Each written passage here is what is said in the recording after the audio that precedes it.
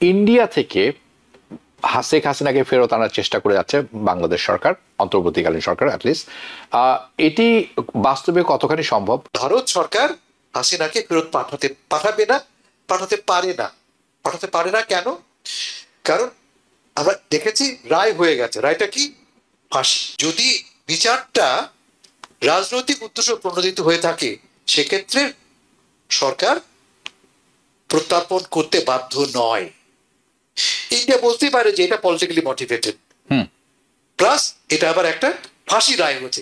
মানুষ দীর্ঘদিন যদি ক্ষমতায় থাকে এবং গণতান্ত্রিক ভাবে ক্ষমতায় থাকে তাহলে মানুষের সেলফিশনেস, ফ্যাসিজম এবং সাইকোপ্যান্ট ডেভেলপ করে। শেখ হাসিনার সম্প্রতি 832 ভরি বাংলাদেশি হিসাবে, আসলে কিলোর হিসাবে 10 কিলো স্বর্ণ পাওয়া গেছে ব্যাংক লকার থেকে। যিনি নিজেকে বঙ্গমাতা, মানবতার এই সেই অনেক কিছু বলতেন, সবই আমরা জানি এইসব বানোয়াট ব্যাপার স্যাপার।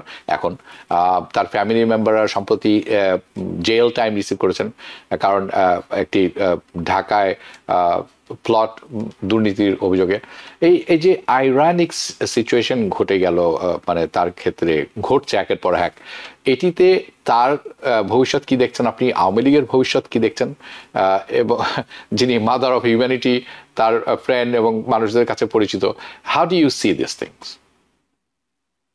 আমি এটা এইভাবে দেখি যে আপনি যে কথাটা বললেন যে মানুষ দীর্ঘদিন যদি ক্ষমতায় থাকে এবং গণতান্ত্রিক ভাবে ক্ষমতায় থাকে তাহলে মানুষের সেলফিশনেস, ফ্যাসিজম এবং সাইকোপ্যান্ট ডেভেলপ করে। এই ফ্যাসিজম যখন মনে করে যে আমাকে কেউ ক্ষমতায় সরাতে পারবে না, তখন মানুষ ভেরি অ্যাগ্রেসিভ হয়ে যায়।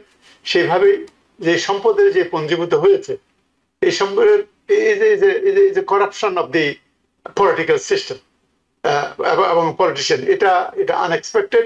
আমি বিশেষ করে ব্যক্তিগত আমি মনে করি যে বঙ্গবন্ধু শেখ মুজিবের মেয়ে হিসেবে এই তার যে অভিযোগগুলো আসছে, এটা আমাদের কাছে খুব একটা ভালো লাগছে না আর কি। This is not really expected, right? আর এই যে সোনা যে জমা করা, এই জিনিসগুলো করা, উনি দেশের একজন নেত্রী হয়ে এত সোনার দরকারটা তার কি?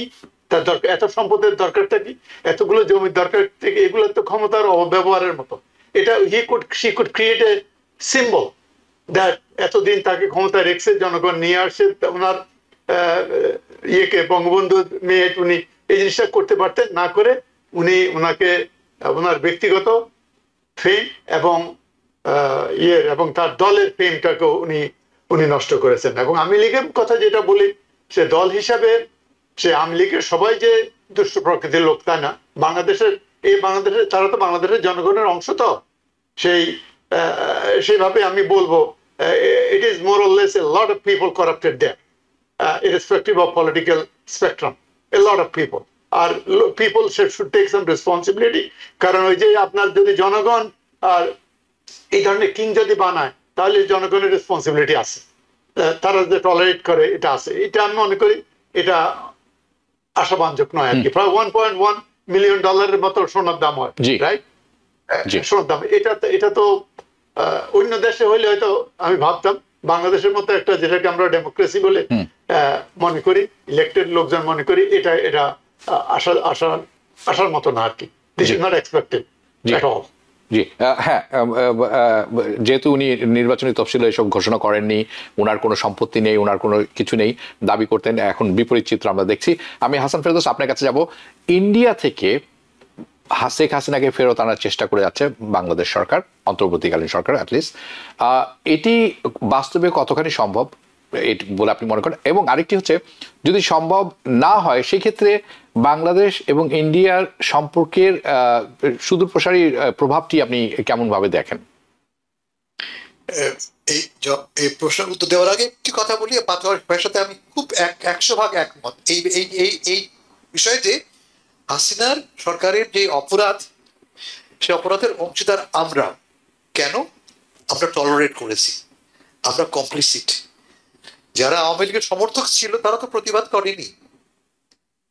তারা জানে যে অপরাধ হয়েছে, তারা জানে যে চুরি হচ্ছে, তারা জানে যে গণতন্ত্র হত্যা করা হচ্ছে, প্রতিবাদ তো করেনি। প্রতিবাদ না করার ফলে সকল আওয়ামী সমর্থক সরাসরি অথবা অপ্রত্যক্ষভাবে সে অপরাধের কম বেশি তারা দায়ী সেজন্যে। আমি প্রতিভারের কথার সাথে একমত পোষণ করলাম।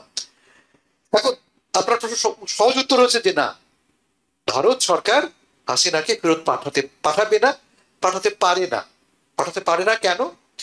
কারণ আমরা দেখেছি রায় হয়ে গেছে। রায়টা কি? ফাঁসি। ভারত সরকার তার একজন বন্ধুকে, বিশ্বস্ত বন্ধুকে কথা জেনে যে এই লোকটিকে দেশে ফেরত পাঠানো মানে তাকে ফাঁসি দেওয়া, they will not do it।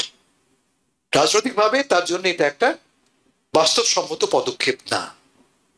যদিও আমাদের দুই দেশের মধ্যে কিন্তু প্রত্যর্পণ চুক্তি আছে, তাদের শর্ত অবশ্য আছে যে যদি বিচারটা রাজনৈতিক উদ্দেশ্য প্রণোদিত হয়ে থাকে সেক্ষেত্রে সরকার প্রত্যর্পণ করতে বাধ্য নয়। ইন্ডিয়া বলতেই পারে যে এটা পলিটিক্যালি মোটিভেটেড, প্লাস এটা আবার একটা ফাঁসি রায় হয়েছে। যদিও ইন্ডিয়াতে ফাঁসি কার্যকর হয় বটে, কিন্তু ইন্ডিয়া এনকারেজ করে না। আমরা যেটা আন্তর্জাতিকভাবে জাতিসংঘ, অ্যামনেস্টি ইন্টারন্যাশনাল এটা কন্ডেম করে যে ফাঁসির রায় বলে, ইন্ডিয়াতে কিন্তু ফাঁসি হয়, কিন্তু ইন্ডিয়ার ওভারঅল খুব কম সংখ্যক ফাঁসি, এবং সুপ্রিম কোর্ট ইন্ডিয়াতে এটাকে আর খুব একটা এনকারেজ করে না। ফলে ভারত এই দুই গ্রাউন্ডে, যেটা একটা পলিটিক্যালি মোটিভেটেড এবং এটা ফাঁসি রায়, আমরা এটাকে অ্যালাউ করবো না। বাট মোর ইম্পর্টেন্টলি, হাসিনা ভারতের একজন অকৃত্রিম বন্ধু। ভারত রাজনৈতিকভাবে, সামাজিকভাবে, দেশের মানুষের চোখে, আপনি যদি ইন্ডিয়ান মিডিয়া দেখেন, টেলিভিশন দেখেন, সোশ্যাল মিডিয়া পড়েন, মানে ওরা কেঁদে ভাসিয়ে দিচ্ছে হাসিনার জন্য, এবং প্রবলি জেনুইনলি তারা কাজ। জি, কেমন? বলে ফেরত পাঠাতে পারবে না। তারা কি করতে পারে? আপনি যেটা বললেন যে যতদিন পর্যন্ত না এই ইস্যুটা সলভ হচ্ছে, অ্যাড্রেস করা হচ্ছে, আমাদের দুই দেশের সম্পর্ক কিন্তু নর্মাল হবে না। আমরা পরপরই বারবার ইন্ডিয়াকে বলবো ফেরত পাঠাও, ইন্ডিয়া ফেরত পাঠাবে না, ফলে ব্যাপারটা নর্মাল হবে না। কিন্তু ইন্ডিয়া কি করতে পারে? ইন্ডিয়া অনায়াসে কিন্তু সেকেন্ড লেভেলের যে সমস্ত আওয়ামী লীগের দোষী সাব্যস্ত হয়েছে, যারা জেলে যাবে বা জেলে যাচ্ছে, তাদেরকে ফেরত পাঠানোর ব্যবস্থা করতে পারে। এটি হবে এ জেস্টার অফ গুডউইল ফ্রম ইন্ডিয়ার সাইড, যে আমরা চাই সরকারি ভাবে আমাদের সম্পর্কটা ভালো হোক, সুষম হোক, নর্মাল হোক। এবং প্রমাণ হিসেবে দেখো, তোমাদের এই সেকেন্ড ইয়ারের নেতাদেরকে আমরা ফেরত পাঠাচ্ছি। নিউ ইয়র্ক থেকে সম্প্রচারিত TVN 24 টেলিভিশন, বিশ্বজুড়ে বাঙালির কণ্ঠস্বর।